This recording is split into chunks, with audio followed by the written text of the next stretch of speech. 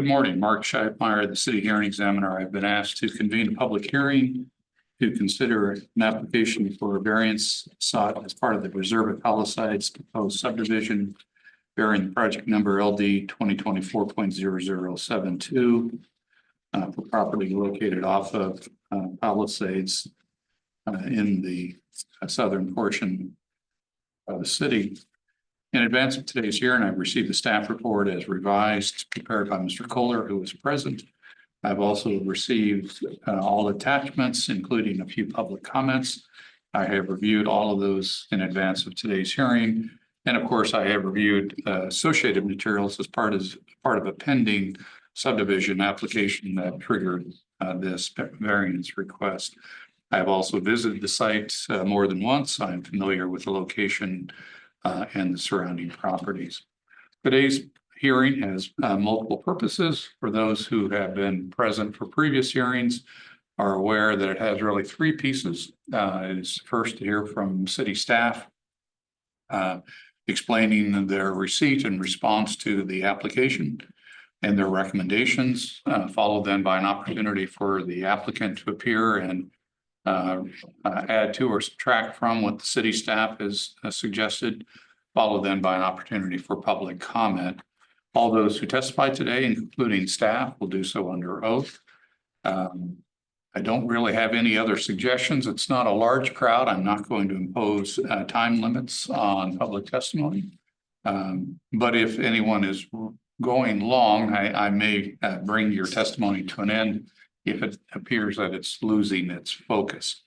So with that in mind, the only other reminder is that for those who have not appeared before me before, but may have appeared before, say, the city council or the planning commission, my process is a different one legally than those. Mine is a non-political or apolitical process. I'm not interested in the number of people who are supportive of or in opposition to any application. That is not one of the things I'm allowed to consider. Rather, my decisions are based solely on facts. That's why it's referred to as a fact-finding hearing. And so I will not be taking into consideration the number of individuals who are favorable or unfavorable to the application, but rather the reasons why they may be one or the other. And so if you want to testify today, it will be of great benefit to your purpose, to your cause. If instead of simply testifying something to the effect, Mr. Hearing Examiner or Mr. Scheibmeyer, I'm opposed to this application and so are my 6 neighbors, that's not helping me at all. But a testimony that would say, Mr. Scheibmeyer, I oppose this application or I support this application for the following 4 reasons. Well, those 4 reasons are important, whereas what 6 neighbors may think is unimportant. And so I hope that makes sense. Sometimes it does, sometimes it doesn't. And sometimes I antagonize folks by reminding them of that fact. But it is a very important consideration as to how I make a decision. And so, again, if you do wish to testify, give that some thought. Think about how what you want to say may apply both to the city's regulations and as to the facts. And if you can shape your comments to those facts, that will be of great benefit to me. I think that's really the only comment I wish to make. Is this hybrid or simply in person? Simply in person. I didn't know if I needed to explain anything regarding remote participation. So this is only in-person participation today. And so it's those who are present who will be asked if they want to be heard. As always, we begin with city staff. So I assume that's Mr. Kohler. And Mr. Kohler, let's have you sworn. Do you swear or affirm to tell the truth, the whole truth, and nothing but the truth? Yes. Go ahead. Good morning, Mr. Hearing Examiner. The city of Yelm received a variance request of Yelm Municipal Code 18.52.080, which requires 2 access from an arterial or collector. The variance is in relation to the order continuing the hearing regarding the Reserve at Palisades preliminary plat. The variance requests the allowance of an additional 39 single-family homes to be served by a single access under the condition that a connection to future development is made and automatic sprinklers are to be installed in each new home.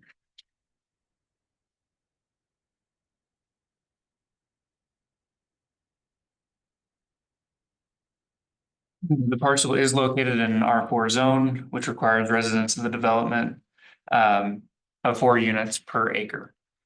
This amounts to 39 units for this project. The Yale Municipal Code requires developments of 25 or more homes to be to provide those two access to an arterial or collector.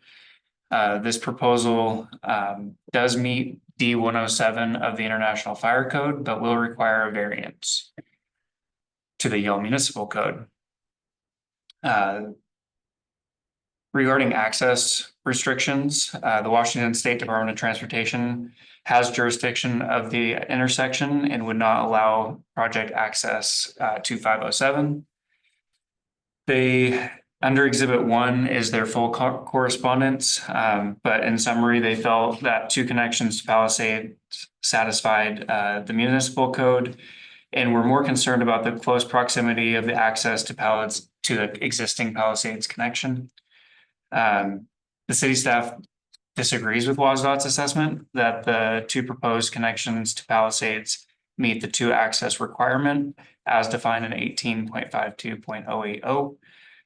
Palisades Street is classified as a local access residential street and would not meet the 2 access requirement. However, staff does acknowledge that the proposed future access on State Route 507 from the parcel, an adjacent parcel, which WSDOT has approved, would establish a second connection to State Route 507 pending future development. In the Yale Municipal Code, we have variance criteria listed in 18.14.100. And variance, it lays out what is what criteria they need to meet to approve a variance. The first one is literal interpretation and application of provisions of this code would not deprive the applicant of the rights commonly enjoyed by other properties in the same district. Our response would be the parcel is zoned low density residential, R4, and any development that occurs on the property is required to develop residential. Policy 3.3 of the comprehensive plan states that the R4 zoning designation requires 4 units per acre. And the provisions of 18.52.080 deprive the applicant of the rights commonly enjoyed by other properties in the same district because they cannot develop in a way that meets the City of Yale Municipal Code and the access requirements determined by WSDOT. The second criteria, a variance is necessary for the preservation and enjoyment of the property right possessed by other properties in the same vicinity or district, but which is denied to the property in question because of special circumstances on that property. Our response being a special circumstance applies to the property in question because State Route 507 is a managed access Class 2 highway with a general intersection spacing requirement of a half mile and minimum of 660 feet. For access point spacing, if no alternative access exists. For the property in question, access exists from Palisades Street Southeast and is not possible to construct a new access to State Route 507 with an intersection spacing of a half mile or 660 feet. The properties in the vicinity are primarily large undeveloped lots or contain a single family residence with existing access to 507. Unlike properties around it, the existing home was destroyed in a fire and any egress to the property has been abandoned. This is the only property in the area without existing access, and WSDOT will not permit new access at this location. The third criteria, the hardship described under this subsection is specifically related to the property and as a result of unique conditions such as irregular lot shape, size, or natural features in the application of this code, and not, for example, the deed restrictions or the applicant's own actions. The city response, in the inability to provide 2 points of access is due to intersection spacing between the property in question and the existing access to Palisades Street. These conditions are unique in that State Route 507 serves as the city's main street and a state route. The speed limit is 40 miles per hour, which requires additional sight distance between access as determined by WSDOT. Fourth criteria, Granting of the variance will not be materially detrimental to the public welfare or injurious to the right of other property owners in the vicinity, and the granting of this variance will not be materially detrimental to the public welfare or injurious to the rights of other properties. Our response: the conditions included in the variance to provide a connection to future development and to equip all new homes with automatic sprinklers will prevent detriment to public welfare and will prevent the variance from being injurious to the rights of other property owners. And the last, number 5, the variance will not permit a use prohibited by the Unified Development Code in the district in which the subject property is located. Our response: residential development is an allowed use in the R4 zone. The applicant's full letter of responses is attached as Exhibit 2, and our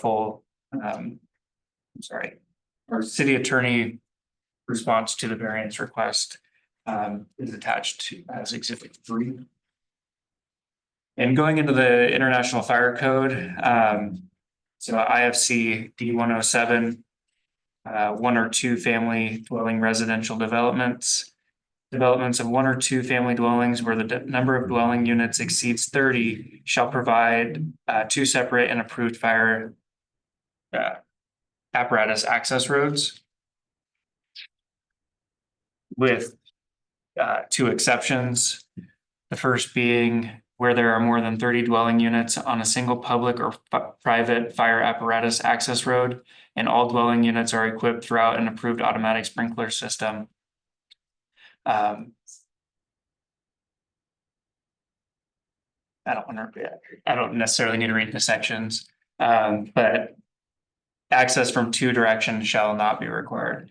The second being the number of dwelling units on a single fire apparatus access road shall not be increased unless fire apparatus access roads will connect with future development as determined by the fire code official. This brings fire code versus Yellow Municipal Code. The International Fire Code differs from the city regulations by requiring residential developments of more than 30. The city's is 25 units to provide 2 separate access roads. The IFC offers an exception to this requirement if all the homes are sprinklered or if the access road will connect to future development. The Reserve at Palisades preliminary plat depicts that Road B will connect to future development and therefore meets the intent of D107. Number 2, given the city does not know when the connection will be made, the city staff recommends that all new homes be installed with NFPA approved automatic fire sprinkler systems. And the city of Yelm Fire Marshal has written a letter in support of the variance with conditions attached as Exhibit 4. And the city has also confirmed with WSDOT that access to 507 will be granted to the adjacent property to the west. This confirmation is attached as Exhibit 5. And our recommendation is to support the variance of 18.52.080 under the condition that the plat establishes that future connection and that all homes be installed with sprinkler systems.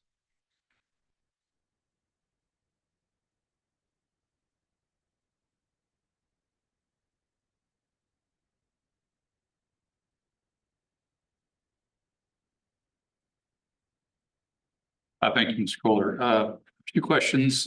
Some you may or may not be able to answer. And if you feel that other staff might have better information, let me know and we can bring them into the questioning. And these are a wide panoply of questions. They don't necessarily have a organization or flow to them, so bear with me. Tell me a little bit about the history of Ordinance 1852 and specifically 080. Do you happen to know much about its history? When it was enacted, particularly why that particular provision was enacted? I do not have a date of when that ordinance was completed. We do have ordinances for complete streets and connecting to unplatted territory, unplatted land. So I would imagine that the intent is to bring collector traffic where collector traffic is and keep local access residential. That would be my understanding of the intent there. And this is not a state regulation, it's a local one. I've got 20 different cities. I serve as hearing examiner for. I don't know if there's any sort of common status for this. Again, you know, from Yelm's perspective, what its purpose was or may have been in establishing this regulation. I would say mostly there's a combination, probably being stricter than the fire code and making sure that residents and or commercial patrons have adequate access to get in and out of a property or a development. And the second being connectivity.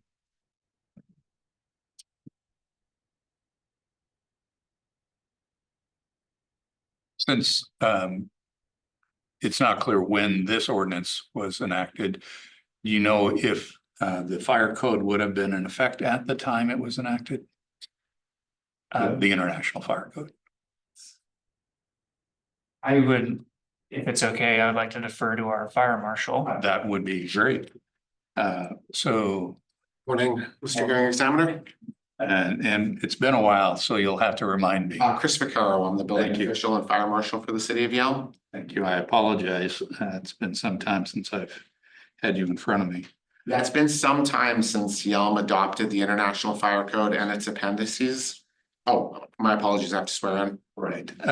Do you swear or affirm to tell the truth, the whole truth, and nothing but the truth? I do.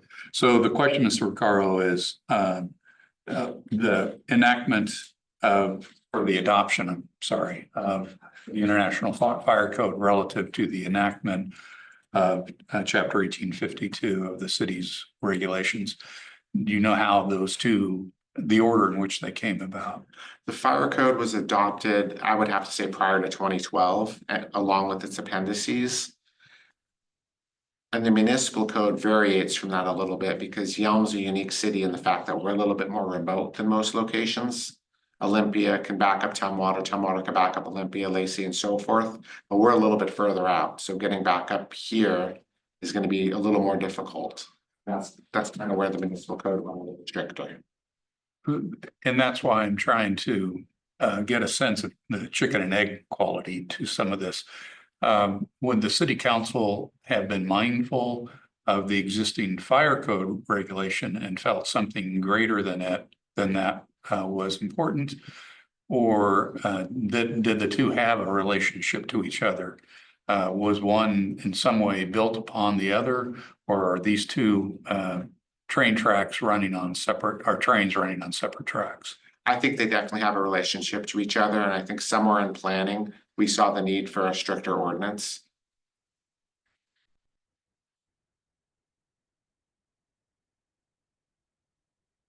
And Mr. Hearing Examiner, going back to your question of when that was adopted, the Yelm Municipal Code 18.52.080 was adopted in 2015. Okay. So it would have been subsequent to adoption of the fire code. Okay. All right. Is there anyone else from city staff relating to streets that you might anticipate turning to for question or for answers? Possibly our Public Services Director, Mr. Cody Colt. Okay. Mr. Colt, let's have you sworn just in case. Do you swear or affirm to tell the truth, the whole truth, and nothing but the truth? I do. So my next questions, again, Mr. Caller, you can serve as traffic cop if you want. And decide who among staff would be best to answer. So run me through the city's standards for various types of streets. Neighborhood collector, commercial collector, arterial. The three that I'm most interested in are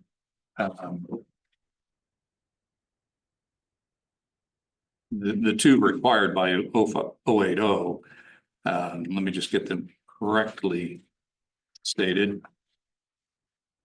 arterial. And I guess it's basic collector. It doesn't have a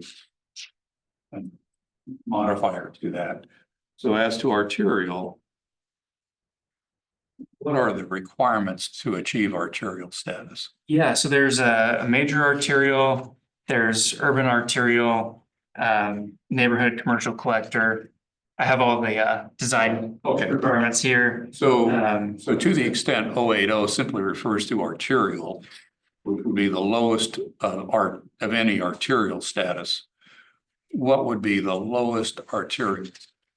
So a neighborhood, or I'm sorry, arterial, the traffic lanes are each 11 feet, which is identical to a local access. I'll come back to that. Okay. I'm just interested in arterial. Yeah, no. And by the way, where's the definition found for it? It's under our development guidelines. Is it its own or statute? Ordinance section, code section, or is it under something else? Our code has adopted the development guidelines. Okay. All right. So with that understanding, so the definition under the guidelines for arterial is 11-foot travel lanes and what else? A left turn lane. A 6 foot left turn lane. 5 foot bike lane. 8 foot planter strip. And a 6 foot sidewalk. One or two sidewalks?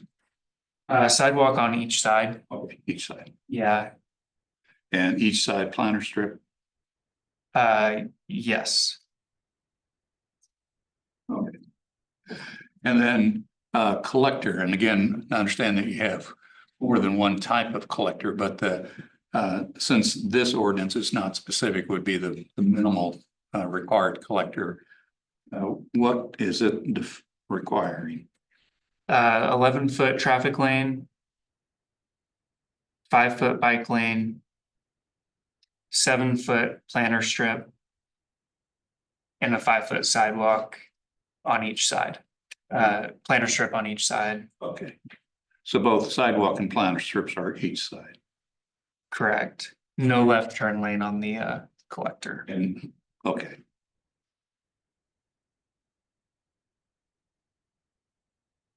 And so by left turn lane, that would be a refuge lane effectively in the center of the road. Yeah, and I would like to make a correction. It's 12 feet on the left turn lane. On the arterial? On the arterial, yes. Okay. All right.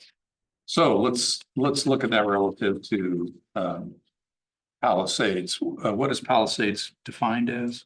Local access residential.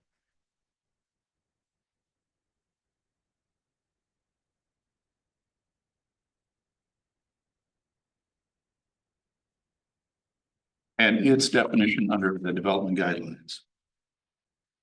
11 foot, Requirements, I'm sorry. 11 foot traffic lanes.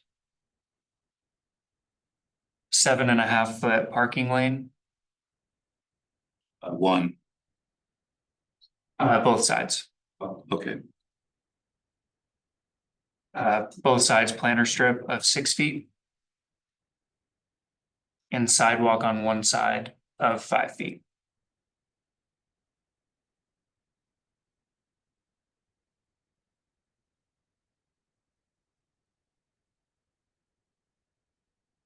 okay. So you go from arterial down to collector down to local access.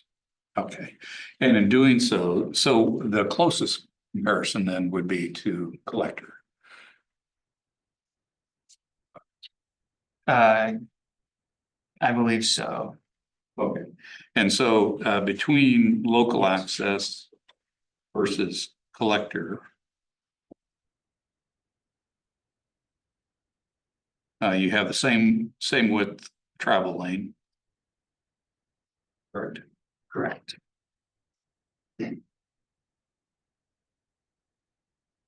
You It wasn't, was there a parking lane in Collector? No,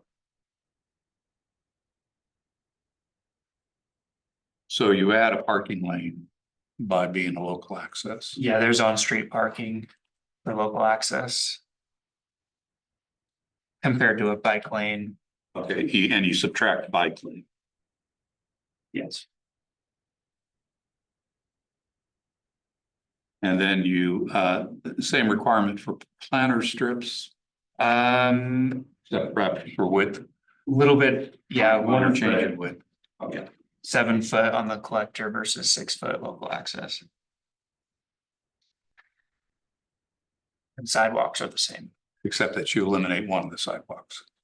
Yes. Okay.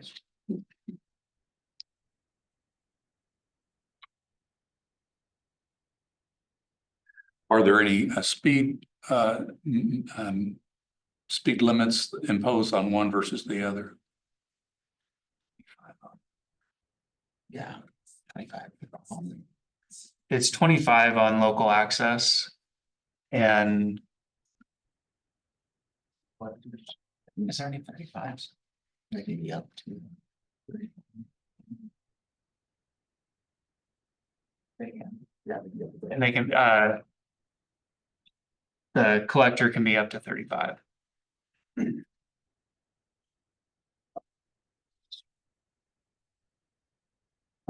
Switching questions again. The parameters, the existing parameters of Palisades. Tell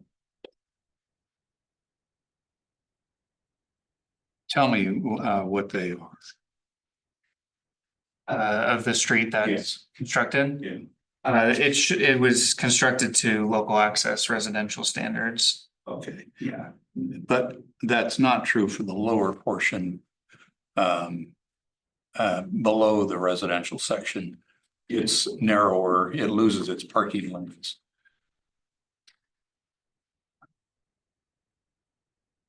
Down where the undeveloped part is located.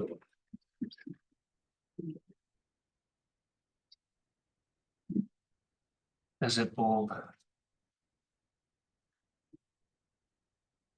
We'll get some clarity on that. Okay.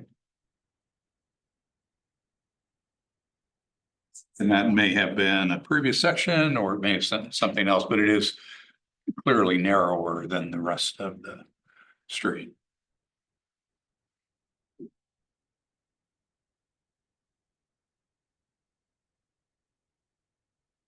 And this. Maybe back to you, Mr. Kohler. Tell me about the property. Again, directions are challenging for this location. Because north and south don't lie, or north, south, east, west don't lie easily with this development or surrounding developments. But the property to the west, to which the proposed subdivision would connect to. Tell me a little bit about it and whether there's been any inquiry into its development, or how is it seen by city staff for future development? Whatever you can tell me about it, please. Yes, so there's 3 parcels right in a row on either side of the parcel that looks like home plate. Right. And all 3 of those are in our urban growth area.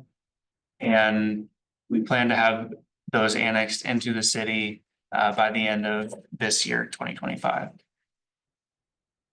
And there has been a lot of interest in those properties for residential development.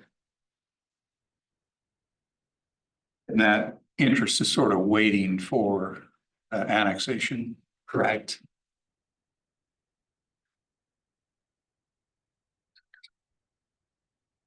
In its current UGA status, what is its anticipatory zoning? R4.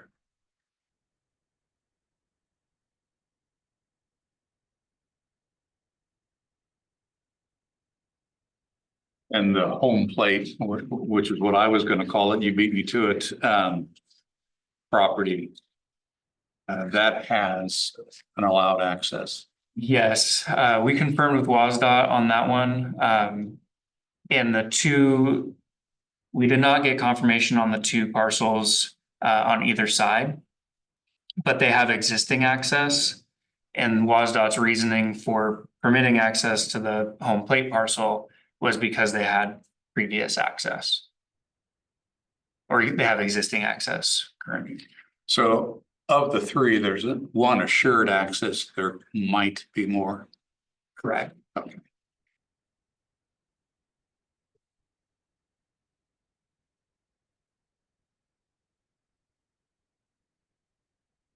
And then tell me a little bit about the history of this property, if you know it. Your report mentions the destruction of the home by fire.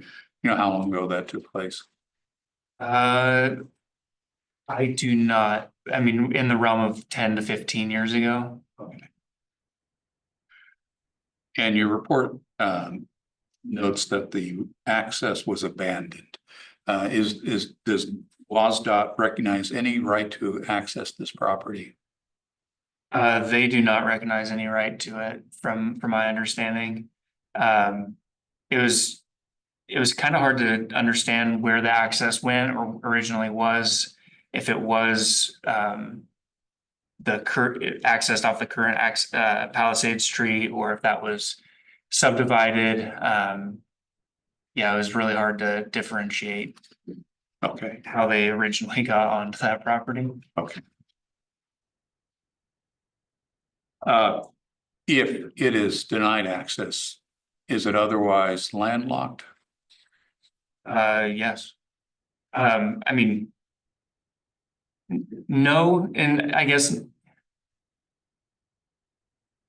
I wouldn't say it's landlocked because there is still access on Palisade Street where the future development. There's a cul-de-sac up there. So somebody could gain access to that property without an easement or anything of that sort. If someone was to seek application for a building permit on that property, would they be allowed? They could build, a lot of it would be special use, like church. I would have to go look through all the permitted uses. Right. Or a single family residence. Let me explore your answer a little bit further. Would they be allowed a building permit for a single family residence? One single family residence.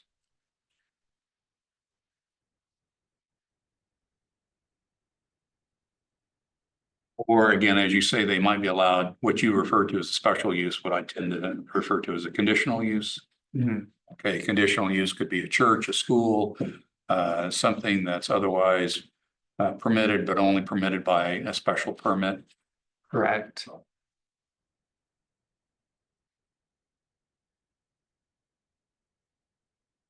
Apart from the single family residence or conditional use, anything else that might be allowed?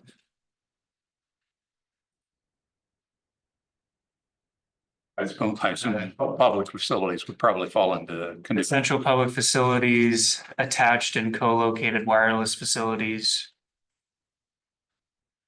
Family home and child care providers.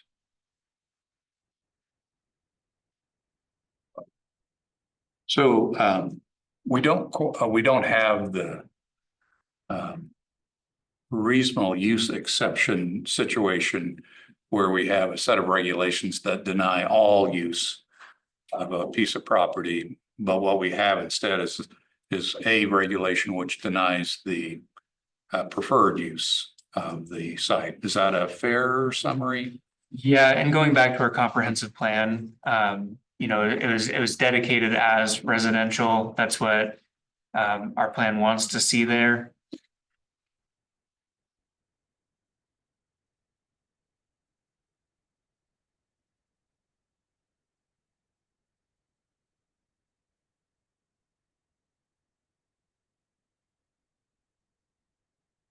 And going back to the adjoining properties, if Palisades 2 was approved ultimately with the proposed B Street running along its southern boundary heading west. If proposed development took place on the home plate parcel, I assume city would condition that development upon connectivity to B Street. Absolutely.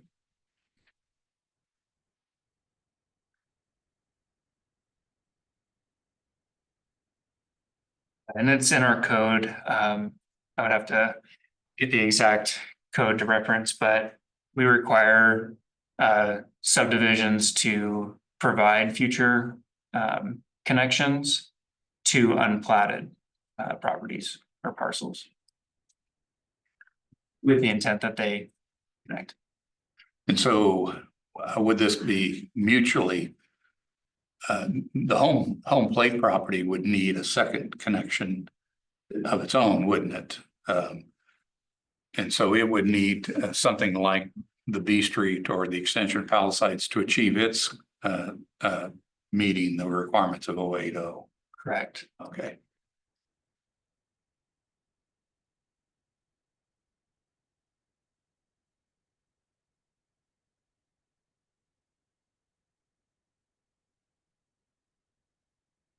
Because again, I'm more stating rather than asking questions, but your interpretation of WSDOT's responses, a dual access points off of 507 is extremely unlikely for any of these parcels. Yes.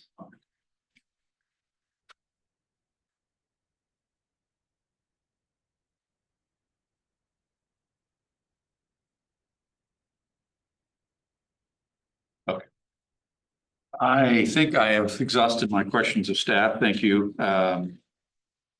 Would remind staff that after hearing from the applicant and then hearing from the public, I'll invite the staff to respond collectively to those comments, but those are the ones I have for the present. So let's turn to the applicant, who has appeared in its materials through its consultant, AHBL. Would I expect to hear from the consultant or the applicant today? My name is Matt Weber. I'm a civil engineer with HPO and I'm the consultant representing the applicant. This is also in presidency. Okay. Last time in this part of the subdivision application, you and your client both spoke. We'll turn to you, Mr. Weber. Let's have you sworn. You swear or tell the truth, all the truth and nothing but the truth. I do. You've heard the city's presentation and perhaps more importantly, the various questions I have posed. In light of all that, what would the applicant like to add? Yeah, thank you, Andrew.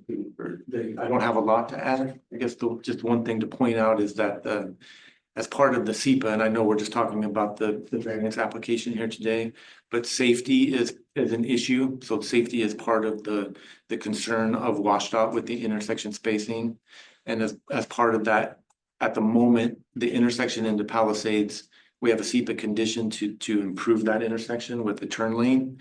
That is in the public interest for safety.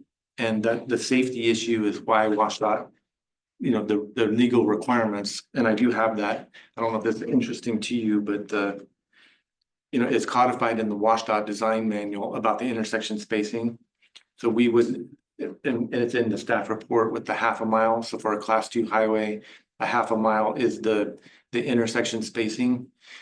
What the code reads is that if there's if there is absolutely no alternative access available to a property, then the absolute minimum intersection spacing is 660 feet. And that's not achievable for this parcel. So this is what's driving this variance. So I guess just one more comment about you were talking about the classifications of the different cities. And part of it was, and you mentioned that with connectivity, but there's the city, I'm not the city representative, but just in general traffic engineering, having alternative access points, connectivity, so that the traffic can be distributed to these intersections that you know, I guess in this case, the 507 and WSDOT. That is another safety thing, so that all the traffic isn't funneled to one location. So it wouldn't make sense to do 24 lot subdivisions with all these intersections onto a state route, is what I'm trying to say. I think you understand that. Yes. I think that's all I really have to add. So, you got any questions for me? Be happy to answer. My questions were largely to staff. I don't have any more for the applicant. Okay.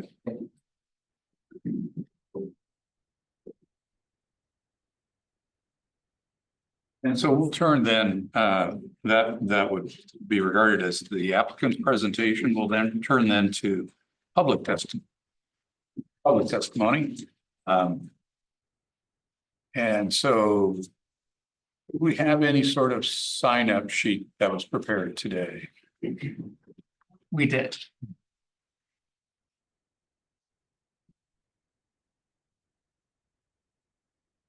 So first of all, the sign up sheet is simply a starting point for public testimony. I am not holding either those who signed up. I'm not insisting that they testify, nor am I denying those who didn't sign up.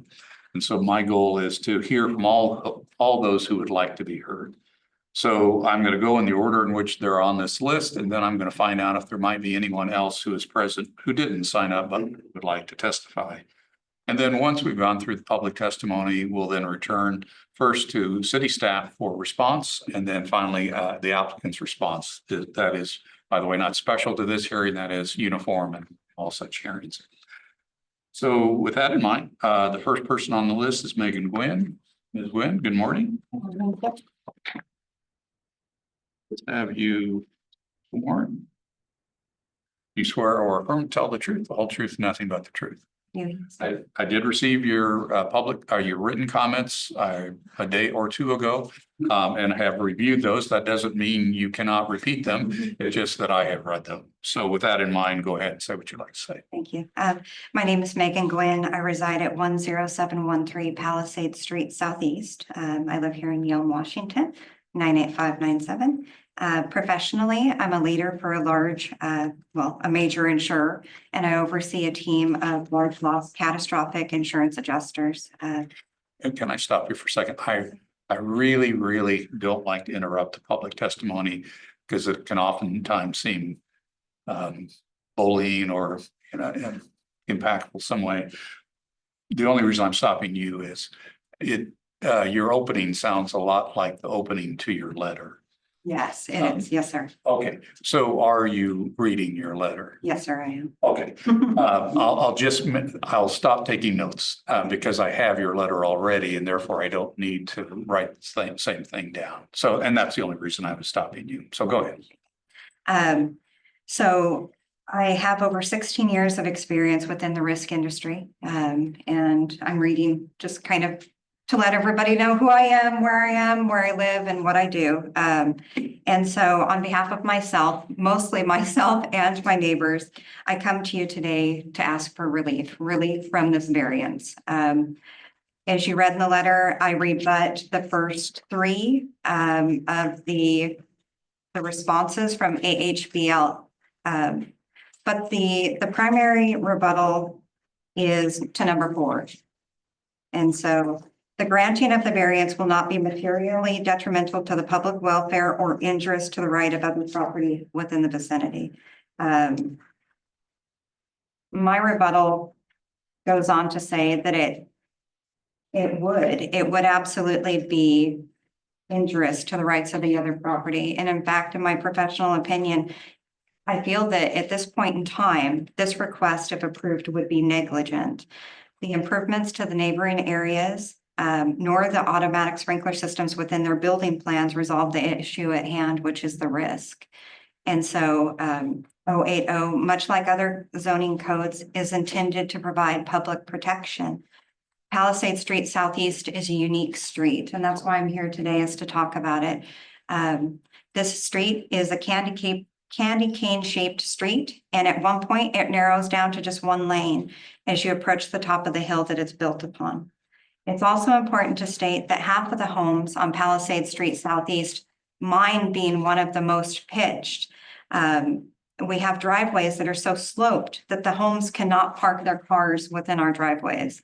And so all of our vehicles, as well as our recreational vehicles need to be stored upon the street. And so not only are both sides lined with cars in the evenings, but also I have a Class A motorhome. It's 30 feet long. And in the summertime, my Class A is on our street too, because I use it frequently, along with the rest of us. We are a fairly affluent community. We have toys which reflect that. And our street is a reflection of that. Recently, our community had an unfortunate loss where a member of our street, a very young gentleman, he passed away. Due to the width of the street, the cars, all of the other variables, the fire trucks, the emergency responders, no one was able to even turn around because the home was at the beginning of the street with the narrow funnel that you spoke about earlier. Our community watched as accessing the home for the residents. It was problematic at best for the responders during their emergency. And so it's very important that we all come today, including the company that wants to build these homes, to acknowledge the fact that there's some grievous concerns here. And so, and it's regarding the protection of our safety. We're not equipped to handle the traffic that the proposed development would generate. The building plan does require an arterial or a connector street other than Palisade Street.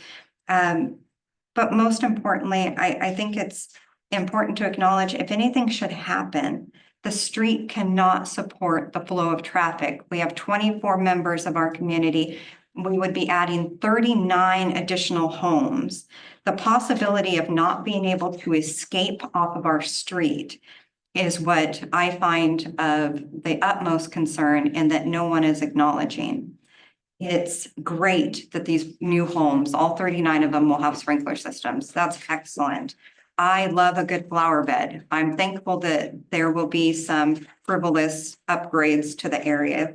But at this point, I feel that the variance, the way that the development has been maturing, I believe it shouldn't be allowed yet.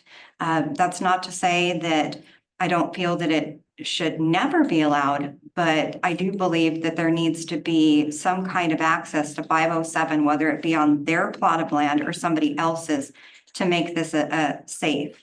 I'm glad to see that we have the fire marshal, I believe. The fire marshal here. I would like for him to speak about the brush fire that occurred within, I'm not sure how many years ago, but it was at the point that they were trying to evacuate us off of the hill, the homes that were built at that time. It's not the houses burning down. I'm a home fire expert. I walk through them every day. I was in one yesterday. It's the wildfire risks. It's the risks of the community and the fact that the people that we will be housing within these homes will not be able to get down off of that hill, off of Palisade Street Southeast as it is.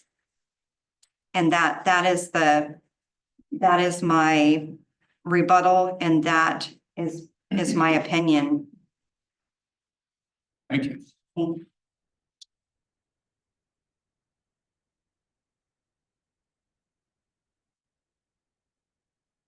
Next I have Justin Linson.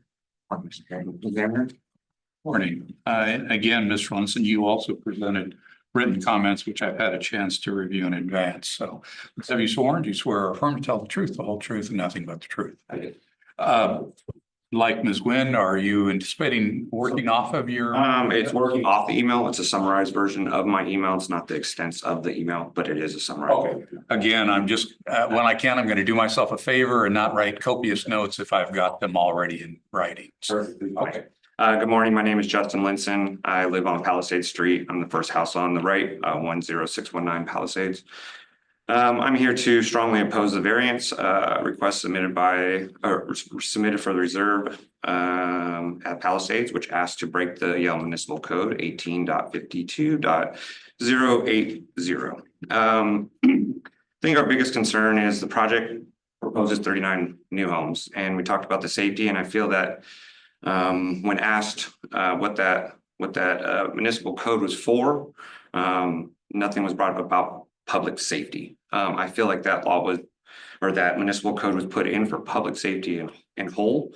So that emergency vehicles, first responders, not just the fire, and residents in a natural disaster. If we were to have an earthquake or if Mount Rainier blew up and there was something that happened, people wouldn't be able to get in and out of our public access by just the one road. There'd be 60, that would add 39 homes, giving us just 63 total on one road to get in and out of, and that can be accidents, like I said, natural disasters and such on. The developer argues that WaDOT denied direct access to 507 is a hardship that justifies this variance, but that's not a hardship, that's a constraint. And a constraint does not entitle a developer to bypass the laws designed to protect the safety of the residents, emergency responders, and public infrastructure. Let's remind that the code doesn't allow for exceptions just because projects become less profitable and more difficult to assign or to design. If a second arterial access point is impossible, the appropriate solution is not to break the law, it's to scale the project accordingly. The applicant claims that the variance is needed to preserve development rights, but nothing in this situation prevents the parcel from being developed, only from being developed at this scale. Under these conditions, the city already enforces this standard. For example, Country Meadows Estates Phase 2, the city capped the development at 25 homes until the second access was established. It must be, the same must apply here. They argue the homes will have sprinkler systems and they will add turn lanes and sidewalks, but no infrastructure upgrade subsides for the safety requirements of multiple access points. Sprinklers don't solve block road access during wildfires, traffic collisions, and medical emergencies. And sidewalks don't get residents or first responders out when they're the only one way in. We have infrastructure to worry about. The street relies on, I'll skip that because that's out of this scope.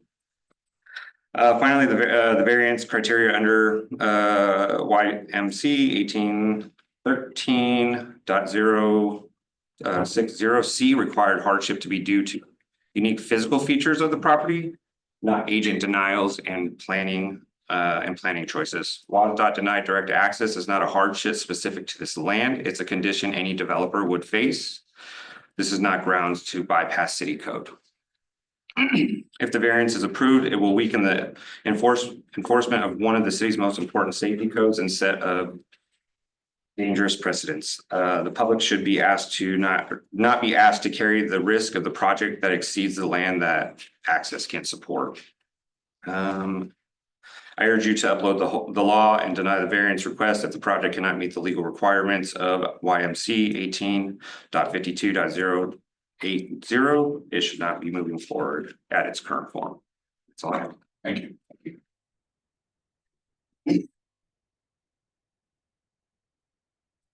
I'm struggling to read the next name, so forgive me. Sarah? Ben Sierra, yeah, Sure. my handwriting is there. Okay, you're the, okay, thank you. Well, if you're going to testify, I'll have you testify in response at the end. I have the applicant testify as part of the application or in response, but not in the middle of the public testimony. So Mr. No, I'm a public, I live across the street. Oh, I am sorry. My sign, I look like, I didn't know I look like an engineer, I'm sorry. I'm making an idiot of myself. No, I'm the neighbor across, right? If you put the map, anyway, Why am I connecting you to the application? I don't remember why. I'm sorry. I know, I've been here last time and Maybe that was it. Maybe I just tied I you. take it as a compliment. It's all good. We both have green pants. It's easy. Yeah.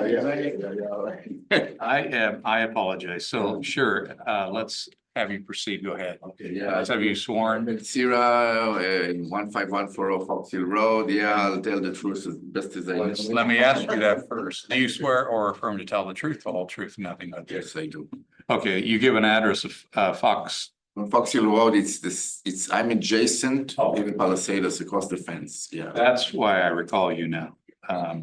You live in the property that's to the east of all of them, I think it's south. south and east, maybe, it's, It's south. Yes, it's right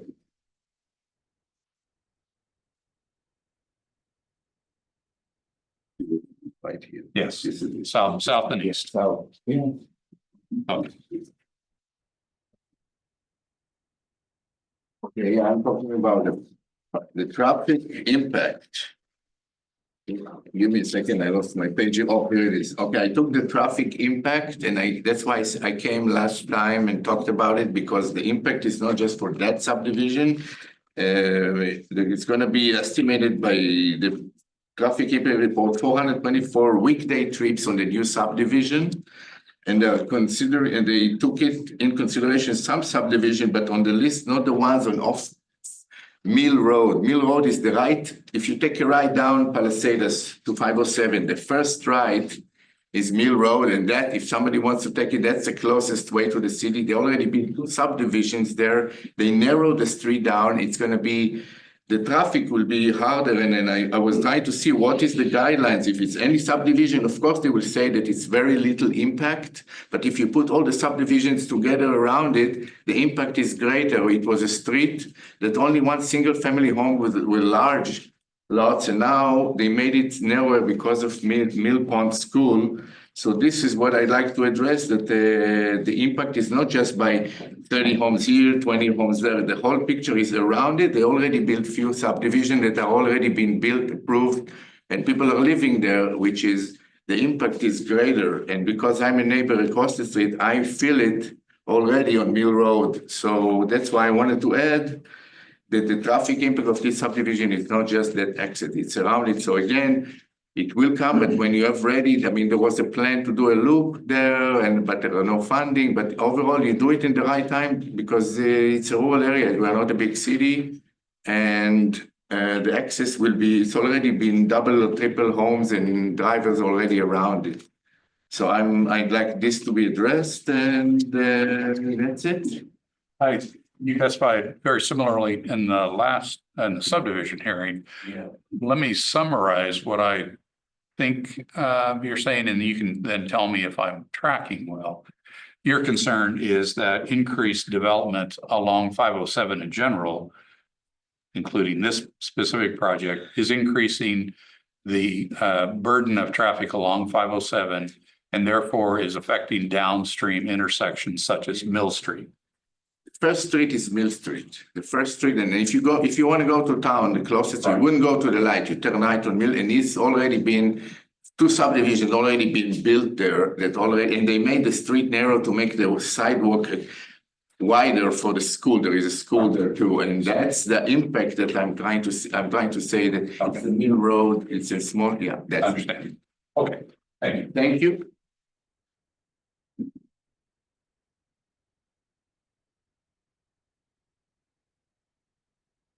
Karen Yukish.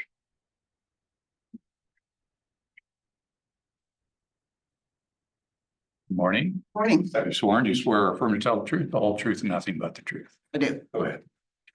Well, I'm here, I'm the president and resident of Palisades West. And you spoke at the last hearing. And I did. And I think the people that have come here to represent Palisades West have done an excellent job in showing the problem and the danger of developing this parcel the way it is currently laid out. There's just, we had an example of this in California Palisades, where people were stuck on a hill and they couldn't get off. And the streets looked like something out of a war zone because there were just a bunch of abandoned cars on the street. And I just feel like setting this up this way is going to create that kind of an issue. If you've ever even been on trying to get out of Palisades when there's an accident on I-5, you can't even get onto 507. So it's just, I heard you talk about the urban development plan and that future development is going to move those people off of Palisade Street Southeast. Is there going to be a way to get out, or will they use ours and that other urban development that's in 2025. Because I feel like, you know, you need to wait until you have two accesses off that hill onto an arterial. Not just a big circle on the top of the hill with us all scurrying around up there trying to get out of there at the same time, if there is a major event. And I just, you know, that's really what I want to say, is that it just, I think that the fill-in, the growth management plan or whatever that says R4 is the minimum, is not applicable and cannot be done in that parcel the way it's set up right now. So that's all I have to say. Thank you.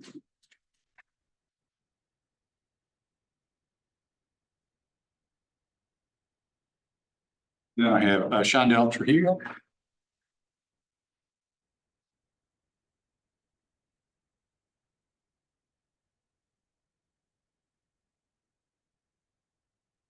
Morning. Have you sworn? You swear or affirm to tell the truth, the whole truth, and nothing but the truth? I don't swear, but I affirm. You can affirm, that's fine. Okay. Can you pull up the map, Mr. Examiner, of the, I cannot, but I'll ask staff if they can. Absolutely. of the Palisades place? Yep, absolutely.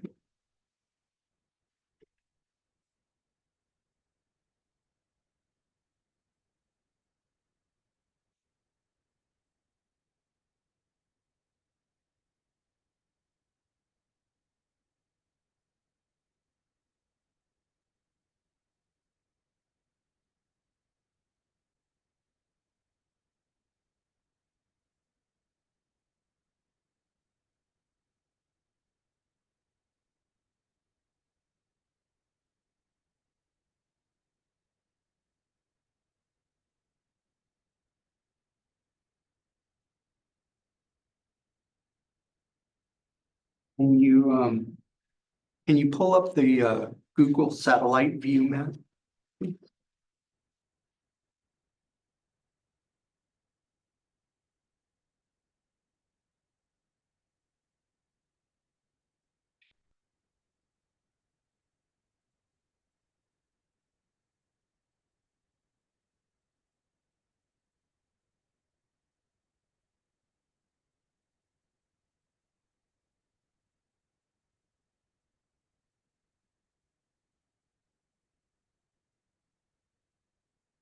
Okay, could you move the map a little bit to the west a little bit? Okay, that's fine. This might solve everybody's problem. This is the city limit right here. There's 3 parcels of land right here. There's a suggested road that goes all the way through to 507. It's suggested, it's not planned. It can be changed at any time. It's gonna go all the way through to 507. If these 3 parcels of land were taken over by the city, purchased by the city through eminent domain, and then the reserve at Palisades and these 3 parcels of lands were all developed at the same time, that might solve all the road access problems for this project.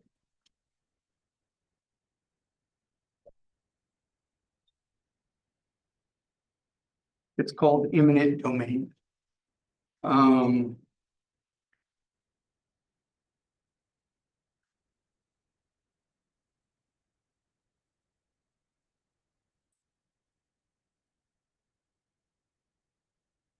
And then this reserves at Palisades, these residential houses, they're going to have teenagers that use cars.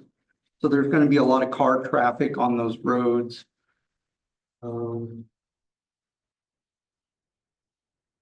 it's considered a local access residential. It's not considered a collector or arterial.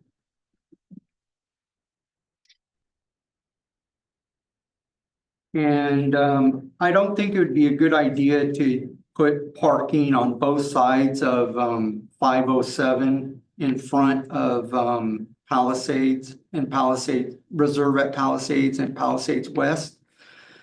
There should be some kind of left turn lane into Palisades. And a left turn lane into Nisqually Meadows. And that brings me to another issue. This hearing today was not, there was no public notice for Nisqually Meadows houses to come to this public hearing. That's the, Nisqually Meadows is right across the street from Palisades West. And there was no public sign that was put in front of Nisqually Meadows notifying Nisqually Meadow houses that there was a meeting today or last time. And I would like to request the city puts a notice for Nisqually Meadows to attend these meetings. Just like they did for Palisades West. Thank you. And I have no control over public noticing. That's decided by the city council. And so that may be in it. You might want to speak to them about that. Public notice is, as with virtually every community I've worked with, is measured mathematically by footage, not by other proximity or relationship. And so it is in all instances simply a mathematical calculation of how far to reach. It is often said that there could be better means that cities might think about, but that is the current one most cities utilize. And therefore but you may want to speak to your city council as to improved means of giving access. Thank you. Or notice, I'm sorry. Those are who I have on my list. Are there any other members of the public who have not had the opportunity to speak that would like to? The record should reflect there are no additional takers, so we will conclude the public hearing portion, which gets us back to the allowed opportunity for staff to respond. Mr. Kohler, you've heard from both the applicant as well as the members of the public. Is there anything you would like to respond to? One, just thank you for being a part of the hearing and part of the process. There were a couple notes that I did make.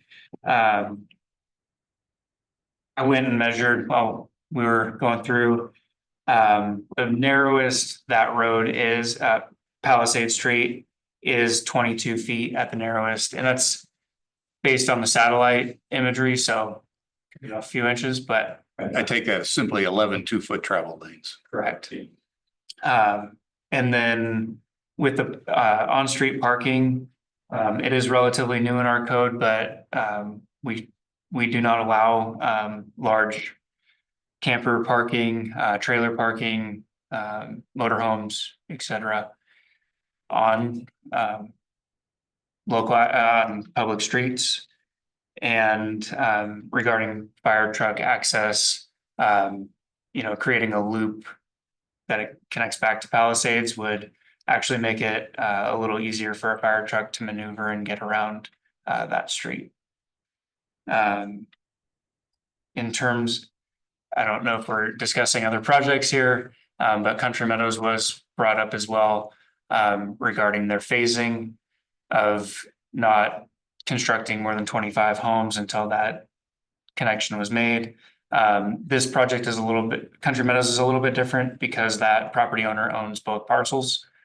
So they could punch through that road through at any time, but the traffic impact analysis stated that the Bald Hill Morris Road intersection would need to be improved by the time of constructing those other 25 homes or whatever they are, anything over 25 homes.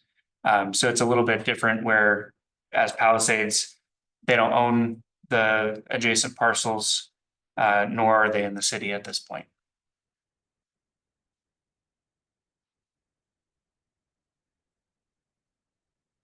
Thank you, Mr. Kohler. Turning then to the applicant, Mr. Weber, anything you want to respond to? No, I think we're. Okay, all right. I'm not going to render a decision today. Sorry, if people are wishing me to do so. There's been enough information received today over and above what I had received earlier that it would be premature of me to make some decision without having fully absorbed it. And so it's not out of cowardness that I am not rendering decision, but out of completeness. And so I will do so. I am required to do so within 10 working days of today's action, since I'm not otherwise holding this hearing open. So within that period of time, I will render a written decision and get that back to the city. Those who are interested in that decision can ask the city to be placed on notice of it and be provided a copy. That's the routing in which those who are interested can receive copies.